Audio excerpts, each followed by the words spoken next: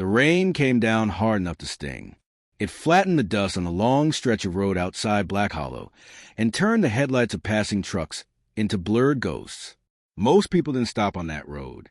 They passed through it fast, windows rolled up, radios loud enough to drown out thought.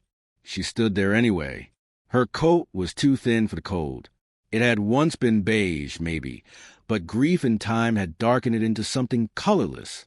Mud clung to the hem. Her shoes were cracked, soaked through, and every step sent a shiver up her spine. Her name was Clara Hale, though no one had spoken it kindly in almost a year.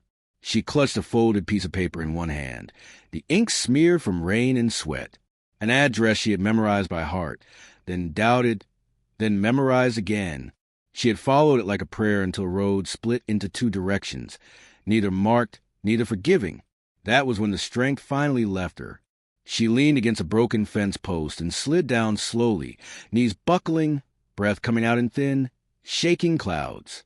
The night pressed in around her, vast and indifferent. Somewhere far off, a coyote cried.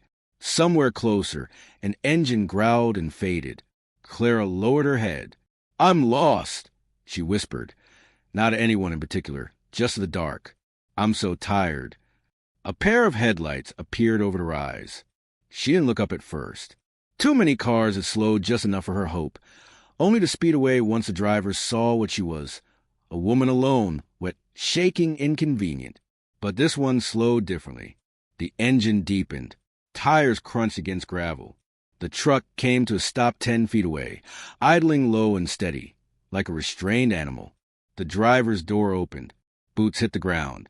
They were heavy boots, worn at the heel, the kind that had known long days and longer nights. Clara's fingers tightened around the paper.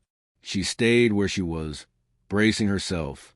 A man stepped into the wash of the headlights. He was tall, taller than most, with broad shoulders wrapped in a dark coat that looked expensive without trying to. Rain beaded on the brim of his hat, dripping slowly to the ground. His face was lined, not with age but with use, as if life had tested him often and found him unwilling to bend. His eyes found her immediately, not with suspicion, not with pity, with recognition, like he'd seen this kind of broken before. "You all right, ma'am?" he asked. His voice was low, steady, carrying easily through the rain. Clara swallowed. Her throat burned. Her voice cracked, and she hated that it did. She pressed her lips together, tried again. "I'm sorry. I didn't mean to be in the road." "You're not," he said simply. He took a step closer, then stopped, as if careful not to crowd her. "You look cold." She laughed once, short and bitter. "That obvious?" He smiled faintly, but it didn't reach his eyes. "What's your name?" he asked. She hesitated. Names had power. Names could be used. "Clara," she said finally. "Clara Hale." The man nodded, as if committing it to memory. "I'm Ethan Cole." That name carried weight in these parts. Even Clara, passing through, had heard it whispered in diners and gas stations. Coal ranch, oil money, land that stretched farther than the eye could see. But she didn't know that yet. All she saw was a stranger in the rain who hadn't driven away. "I'm lost," she said again, quieter this time. "I thought I knew where I was going." Ethan studied her face, the bruised exhaustion beneath the surface, the way she held herself like someone used to bracing for impact. "Where were you headed?" he asked. She unfolded the paper with trembling fingers and held it out. He took it carefully, shielding it from the rain with his palm. His brow furrowed as he read. "That place doesn't exist anymore," he said. The words landed like a blow. Clara felt something inside her chest give way. "What?" "It burned down last winter," Ethan said. "Storm took it. No one rebuilt." Her knees went weak again. She pressed her hand into the mud to steady herself. "No," she whispered. "That's not possible. That's where they told me to go. That's where—" Her voice broke completely this time. She covered her mouth, but the sound escaped anyway, a soft, animal sob that seemed to tear free from somewhere deep inside. Ethan handed the paper back. "Who told you?" She shook her head. "It doesn't matter." It mattered. He could tell. But he didn't push. The rain fell harder, drumming against the hood of the truck, against the fence, against Clara's shoulders. She was shaking now, visibly, teeth chattering as the cold finally caught up with her. Ethan glanced at the road, then back at her. "You can't stay out here," he said. "Not tonight." She looked up at him sharply. Fear flared in her eyes. "I'm not asking for her." "I know," he said gently. "I'm offering." She studied him, searching for something dangerous, something false. She found none, only a quiet certainty that unsettled her more than cruelty would have. "I don't have money," she said, "and I'm not looking for trouble." Ethan exhaled slowly. "Neither am I." He opened the passenger door of the truck. Warm light spilled out, golden and inviting. "Then follow me home," he said. The words hung between them, heavy with implication. Clara hesitated. Every instinct she had learned over the past year screamed at her to run, to refuse, to trust no one. Trust had cost her everything once already. "Just for the night," Ethan added. "You can leave in the morning, if you want. No questions." She looked at the open door. The warmth, the promise of dry clothes, rest. Then she looked at the empty road behind her. She nodded once. "Okay." The ride was quiet at first. The heater hummed softly, thawing the ache from her fingers. She stared out the window as fields rolled by, dark and endless. Occasionally, she caught Ethan watching her reflection in glass, his expression unreadable. "You don't have to tell me anything," he said after a while. "But if you want to, I'll listen." Clara swallowed. "My husband died," she said. Ethan's grip tightened slightly on the wheel. "I'm sorry." "They said it was an accident," she continued. "A fall at the site. But I know it wasn't." She hadn't planned to say that. The words slipped out, raw and unguarded. Ethan didn't interrupt. "After he died, everything disappeared," she said. "Our savings, our house, friends who promised to help. I kept digging, kept asking questions, and people stopped returning my calls." She laughed softly, humorless. Then the threat started. Ethan's jaw clenched. "They told me to stop," she said, "to let it go, but I couldn't. I still can't." The truck slowed as iron gates rose out of the darkness ahead. Ethan punched in a code. The gates opened silently. The ranch beyond was vast, lights glowing softly in the distance like a small city in the night. Clara stared. "This is your home?" she asked quietly. "Yes." Something shifted inside her then. Unease, realization. She looked at him. "Why would someone like you stop for someone like me?" Ethan didn't answer right away. He parked the truck, turned off the engine, and faced her fully. "Because I've seen what happens when people with power decide someone doesn't matter," he said. "And because you're not just lost on this road, Clara. You're running from something." Her breath caught. "How did you—" "Because I've been there," he said. They stood in silence, the weight of unspoken truths pressing in. Inside the house, warmth awaited. Safety, perhaps, or something far more dangerous.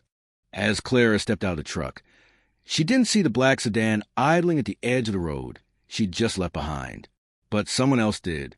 And as a pair of eyes watched the ranch gates close, a voice murmured into a phone. She found him. The line went dead, and somewhere in the distance, plans began to move. Morning didn't come gently. It arrived in fragments. Soft light slipping through tall windows, the low creak of a house settling into itself, the distant sound of boots crossing wood. Clara stirred beneath thick blankets she didn't remember climbing under. For a moment, panic seized her chest.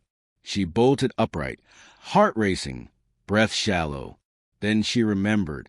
The rain, the road, the man who stopped. Ethan. The room was large but warm, old but cared for.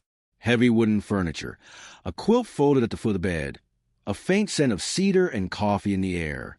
Clara pressed her palms into the mattress. It was real. She was safe for now. She swung her legs over the side of the bed and stood slowly. Her body protested, stiff with exhaustion and weeks of sleeping in places not meant for rest. She caught her reflection in a tall mirror near the door and barely recognized herself. Her hair hung limp around her face, eyes ringed with shadow, cheekbones too sharp. A woman worn thin by grief and suspicion stared back. Downstairs, voices murmured. Clara hesitated, then followed the sound. The kitchen was bright, sunlit, wide open to the land beyond. A long wooden table dominated the center, scarred with years of use. Ethan stood at the counter, sleeves rolled up, pouring coffee into a chipped mug. Across from him sat an older man with iron-gray hair and a posture like a retired soldier. They both looked up when Clara entered. "Morning," Ethan said. His tone was easy, but his eyes searched her face. "You sleep okay?" She nodded. "Better than I have in a long time." The older man stood immediately. "Name's Walter," he said, offering his hand. "I look after the place." Clara shook it, surprised by the gentleness in his grip. "Clara, breakfast is ready," Walter said. "Ethan insists people eat before they talk." She smiled faintly at that and took a seat at the table. Eggs, toast, bacon, simple, honest food. She hadn't realized how hungry she was until the smell reached her. As they ate, no one pushed her to speak. The silence felt intentional, respectful. It loosened something inside her. After a while, Ethan set his mug down. "You said last night your husband's death was an accident." Clara stiffened. Walter glanced between them, then quietly excused himself, leaving the room without ceremony. Ethan waited. "Yes," Clara said finally. "His name was Daniel. He worked construction, but not the kind that shows up on permits." Ethan leaned back slightly. "Private contracts?" She nodded. "He didn't tell me much. Just that the money was good and the people were powerful. He was supposed to be careful." Her hands clenched in her lap. "The night he died, he called me. He sounded scared. He said if anything happened to him, I should look into the company that hired him." Ethan's gaze sharpened. "Did you?" "I tried," she said. "The company vanished. Website gone. Office empty. But then I found a name buried in old filings. A shell corporation tied to a bigger group." She met his eyes. "A group that owns land. Oil interests. Political connections." Silence fell heavy between them. "You think I'm involved," Ethan said. Clara's stomach twisted. "I didn't at first. I swear, I didn't even know who you were when you stopped last night. But this place." "I know what this looks like," Ethan said calmly. "And I don't blame you for being wary." "Then tell me the truth," she said, her voice trembling despite her effort to steady it. "Did you know my husband?" Ethan stood and walked to the window. Outside, the land stretched endlessly, fences cutting neat lines through the grass. He stayed quiet long enough that Clara's heart began to pound. "No," he said at last, "but I know the people you're talking about." He turned back to her. "And they don't like loose ends." Clara swallowed. "They followed me here, didn't they?" Ethan didn't deny it. "They've been watching you longer than you realize," he said. "The address you were given? That wasn't a mistake. It was bait." Her breath caught. "To lead me to you? To see who would help you," Ethan said. "And who wouldn't?" Clara pushed back on the table, fear flooding her veins. "Then I can't stay here. I won't put you in danger." "You already are," Ethan said firmly, "whether you stay or go." She looked at him, really looked. The man who carried wealth like a burden, not a shield. The man who had stopped on a road where no one else would. "Why help me?" she whispered. "Because Daniel wasn't the first," Ethan said. "And he won't be the last unless someone stops them."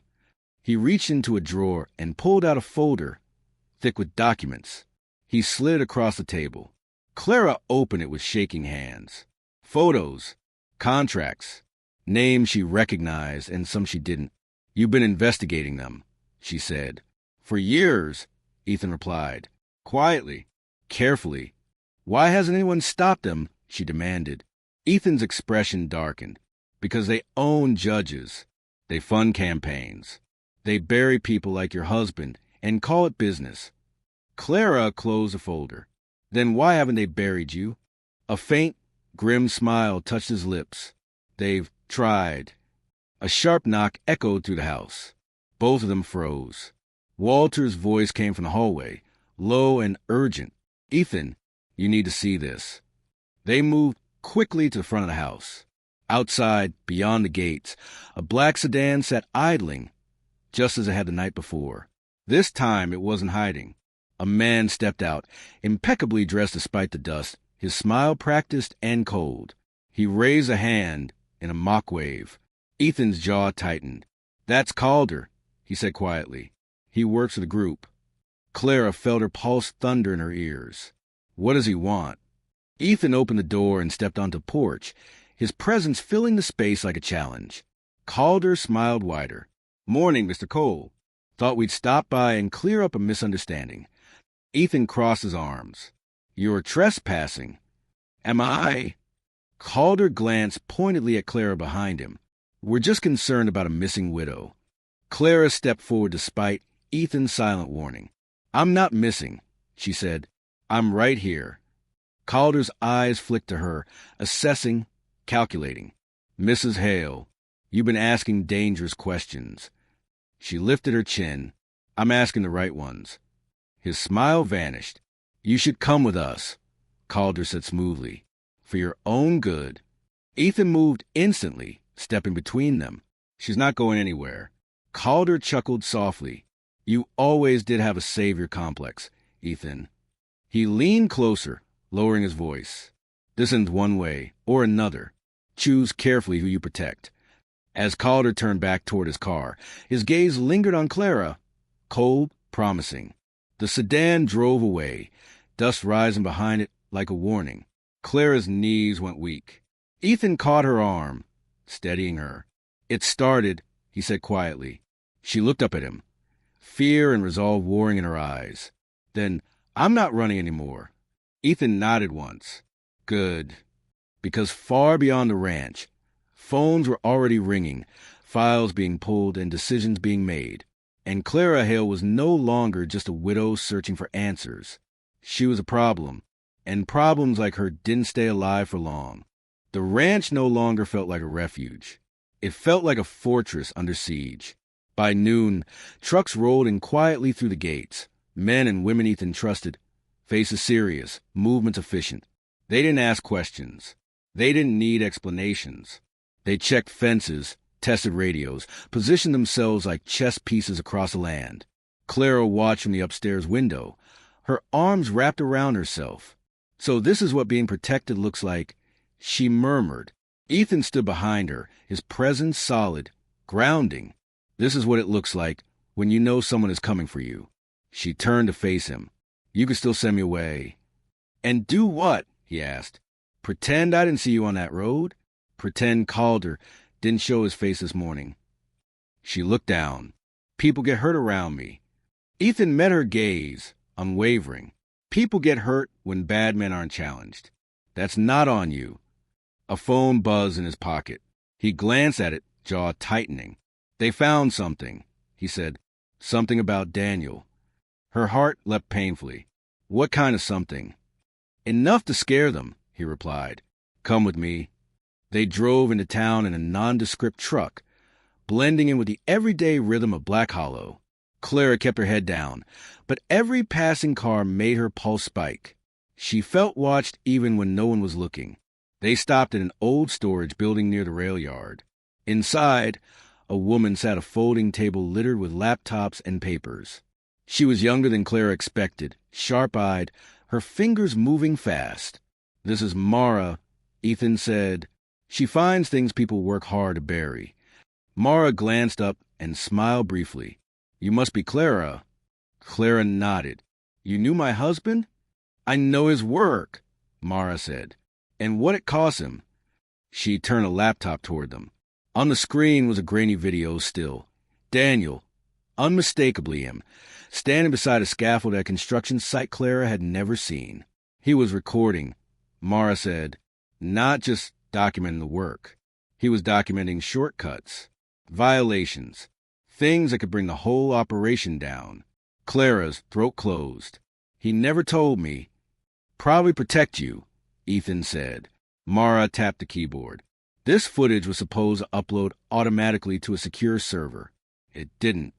Why? Clara asked. Because someone interrupted the signal, Mara replied. And then Daniel fell. The word fell echoed cruelly in the room. Clara pressed her hand to her mouth. They killed him. Yes, Mara said gently. And they thought that was the end of it. Ethan leaned forward. What changed? Mara's eyes gleamed. You. Clara frowned. Me. You kept digging, Mara said. You talked to the wrong people. You followed a trail that was meant to disappear. And in doing so, you tripped something Daniel left behind. She pulled out a small, battered flash drive and placed it on the table. This was hidden in a safety deposit box under a false name, Mara said. It activated when you showed up at the burned address. Clara stared at it as if it might explode. What's on it? Enough to expose them, Ethan said. If it's real. Mara plugged it in. The screen filled with files, videos, spreadsheets, audio recordings, names, dates, payments. Clara's knees buckled. She sat down hard in the nearest chair. They told me I was crazy, she whispered. They said I was chasing ghosts. They always do, Ethan said. Mara's fingers froze on the keyboard. There's a problem. Clara looked up sharply. What kind of problem? These files, Mara said slowly. They're encrypted, and the key is biometric. Ethan's brow furrowed. Meaning? Meaning Daniel said so only one person could unlock it, Mara said. Someone with his DNA. Silence slammed into the room. Clara felt dizzy. That's impossible. He's gone. Mara hesitated. Not exactly. She pulled up another file, medical records. Clara recognized the hospital logo immediately. Her vision blurred. Daniel donated blood. Mara said, months before he died. Stored samples. Clara's breath came fast and shallow. So we can unlock it. Yes, Mara said, but the samples aren't public record. They're held in a private lab. Ethan straightened. Owned by who? Mara met his eyes.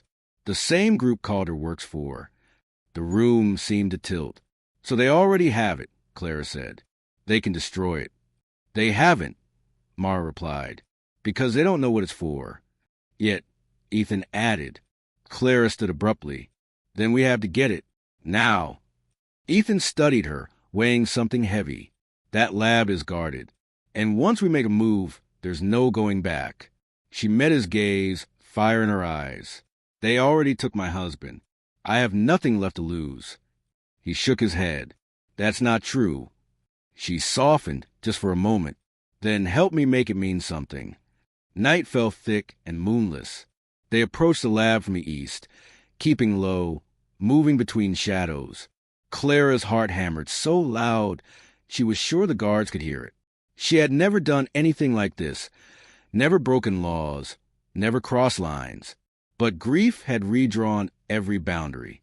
Inside, alarms hummed softly, a constant reminder of danger. Mara worked fast, bypassing locks with practiced ease. Ethan stood watch, eyes sharp, hand never far from his side. They reached the cold storage room. Rows of metal drawers gleamed under fluorescent light. Mara scanned labels. Almost there. Footsteps echoed down the hall. Ethan's body went rigid. We got company. Mara cursed under her breath and pulled one last drawer open. Found it. She handed the vial to Clara.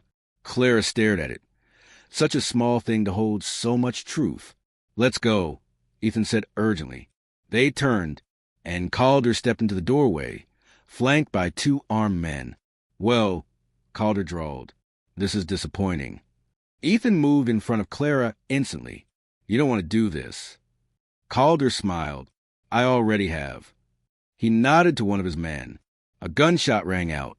Mara screamed. Ethan staggered. Time seemed to slow as Clara watched him fall to one knee, blood blooming dark against his shirt. No, she cried, rushing to him. Calder's gaze locked onto hers, cold and satisfied.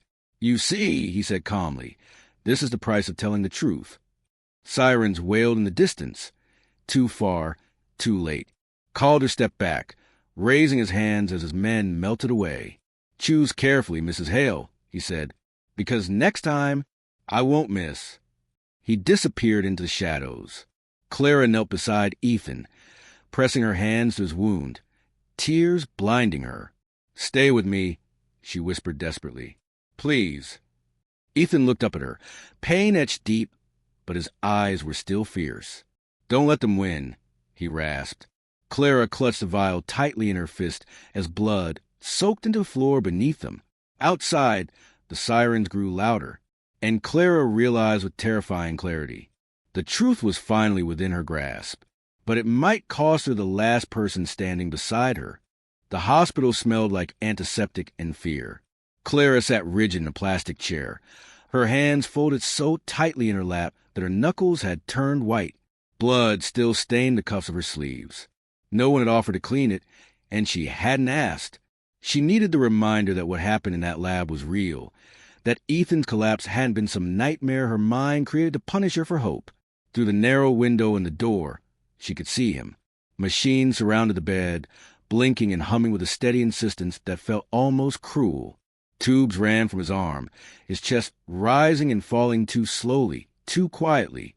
He looked smaller somehow, stripped of his boots and coat, stripped of the power that seemed to follow him everywhere else. A nurse stepped out and closed the door gently behind her. "He's stable," she said, "but the bullet caused internal bleeding. The next few hours are critical." Clara nodded, though the words barely registered. "Can I see him?" Briefly. Inside the room, Clara moved to the bedside, like she was afraid the floor might vanish beneath her feet.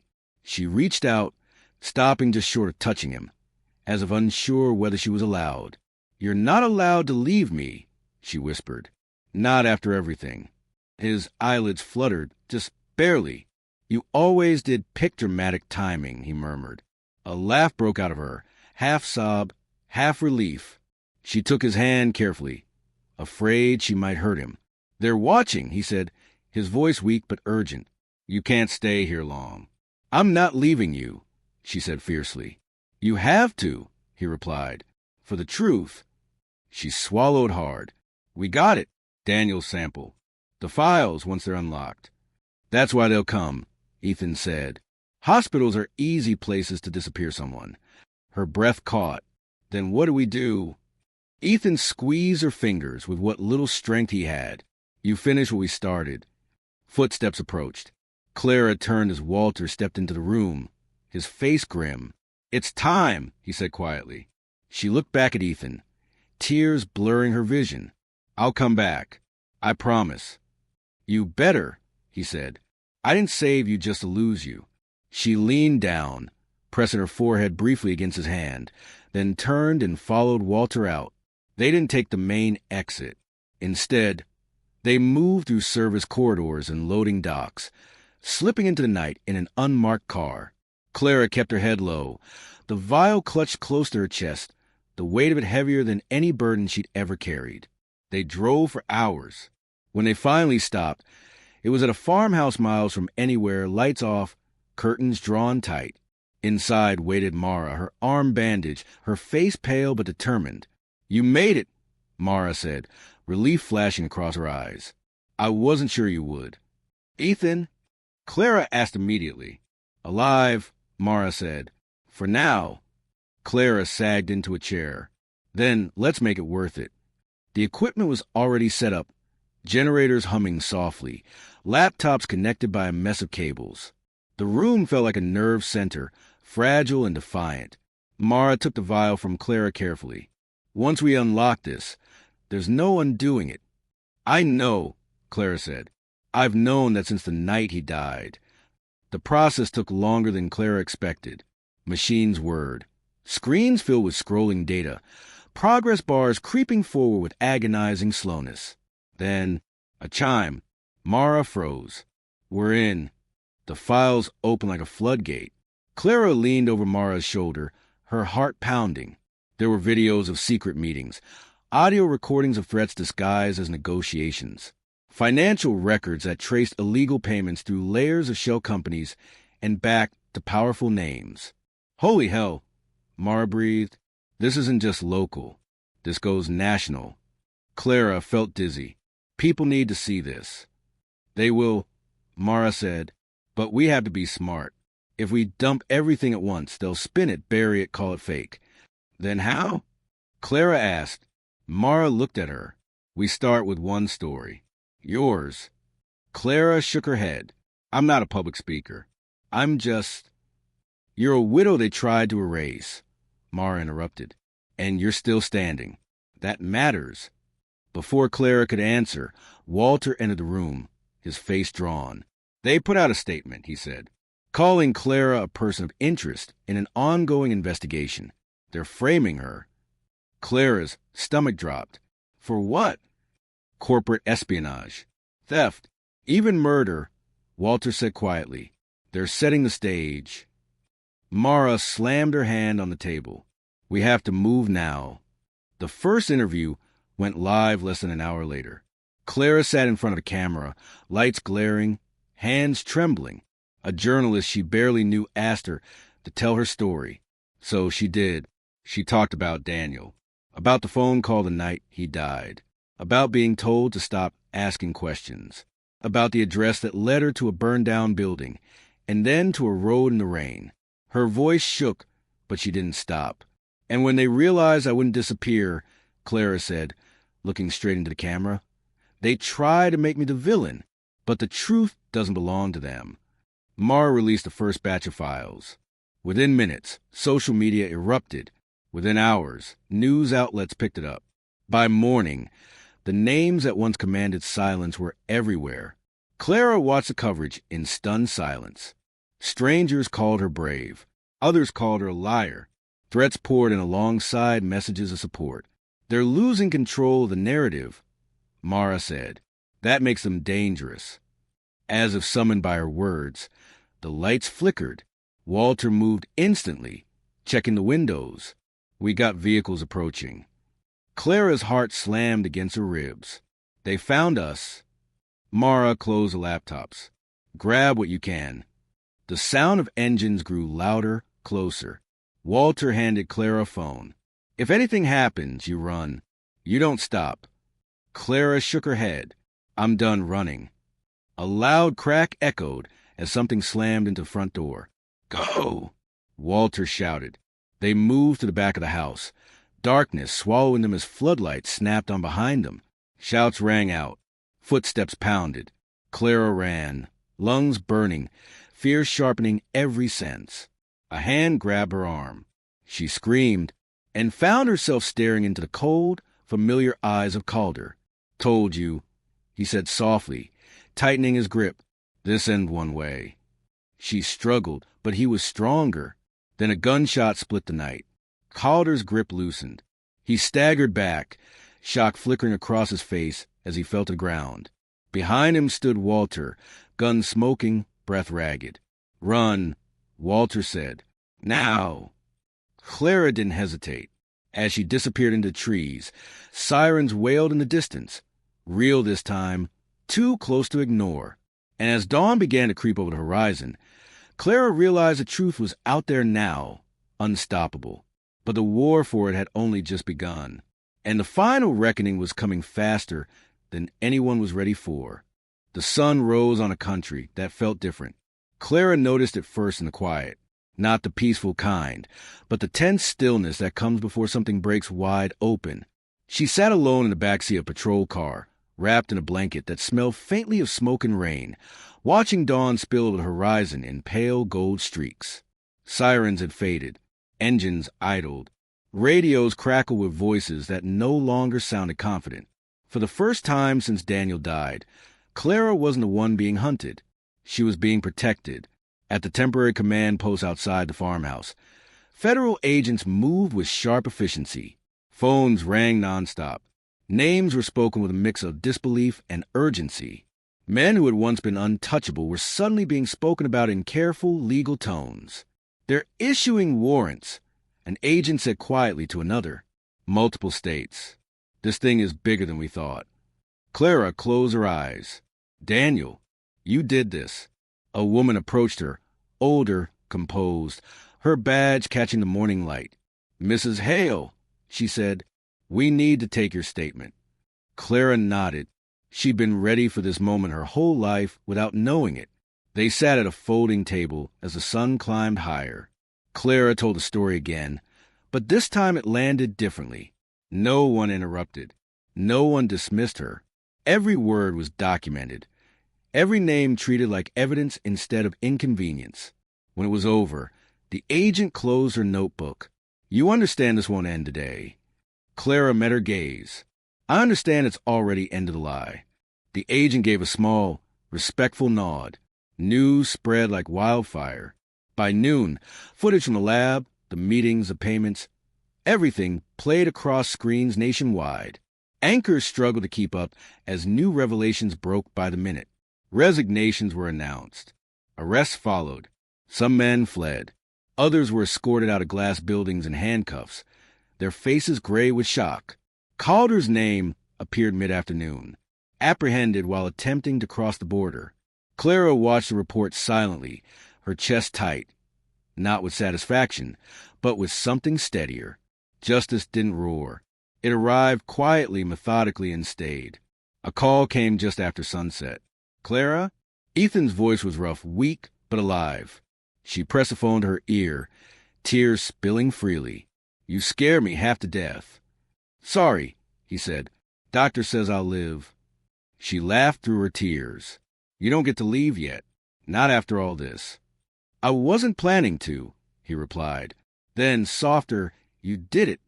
"We did," she corrected. Silence settled between them, warm and heavy. "I'll be discharged in a few days," Ethan said. "There's something I need to ask you when I see you." Her heart skipped. "That sounds serious." "It is," he said, "but it can wait." The days that followed felt unreal. Clara was moved to a safe location, though the need for it lessened with every passing hour. The people who had threatened her now avoided her name entirely. Lawsuits piled up. Investigations expanded. A system that had relied on fear began to collapse under scrutiny. But Clara didn't disappear. She stood at podiums she never imagined approaching. She spoke at hearings. She testified under oath. She said Daniel's name out loud every chance she got, refusing to let it become a footnote. He wasn't reckless, she told one packed room. He was brave, and they killed him because they were afraid of what he knew. Outside the courthouse one afternoon, a young woman approached her hesitantly. "My brother died the same way," she said. "They told us it was an accident." Clara took her hand. "It wasn't." Word spread, not just of crimes, but of courage. Months later, when the trials finally began, Clara sat in the courtroom's front row. She didn't look at the defendants. She didn't need to. Their power was gone, stripped away by truth they couldn't control. When the verdict were read, guilty, guilty, guilty, the room exhaled as one. Clara closed her eyes. "Daniel, you can rest now." The ranch welcomed her back in the spring. Ethan stood on the porch when she arrived, thinner, slower, but still solid. He didn't say anything at first. He just opened his arms. She stepped into them. "I kept my promise," she whispered. He smiled into her hair. "You kept all of them." Life didn't magically become easy after that. Grief didn't vanish. Scars remained. But something new grew alongside the pain: purpose. Clara helped establish a foundation in Daniel's name. It supported whistleblowers, protected workers, and funded investigations others were too afraid to touch. One evening, as the sun dipped low and painted the land in gold, Ethan joined her at the fence line. "You remember what you said the night I found you?" he asked. She thought for a moment that I was lost. He nodded. "You weren't." She looked out at the open land, at a future she never planned but had fought for anyway. "No," she said softly. "I was just finding my way." And for the first time since the rain-soaked road, Clara Hale didn't feel like she was following someone else home. She had built one of her own.